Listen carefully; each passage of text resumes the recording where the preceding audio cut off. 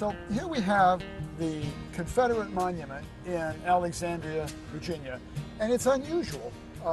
First of all, it went up in 1889, which is a little early for these things. Mostly, the Confederate monuments across the United States go up between 1890 and 1940, and there's a reason for that.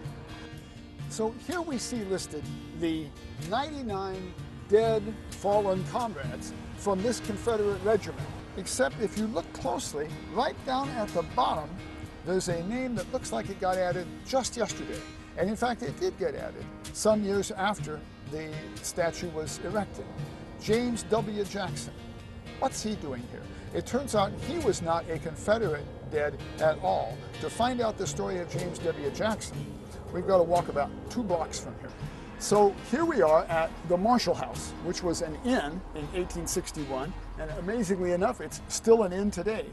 And here we see the name James W. Jackson again. Within the building, on the early morning of May 24th, 1861, James W. Jackson was killed by federal soldiers while defending his property and personal rights. He was the first martyr to the cause of Southern independence.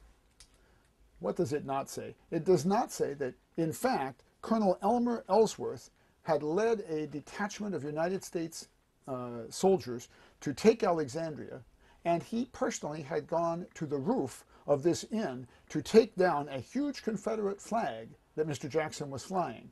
As he's walking down the stairs, the innkeeper, James Jackson, who we saw his name, shoots him dead. Immediately, Ellsworth's bodyguard shoots Jackson.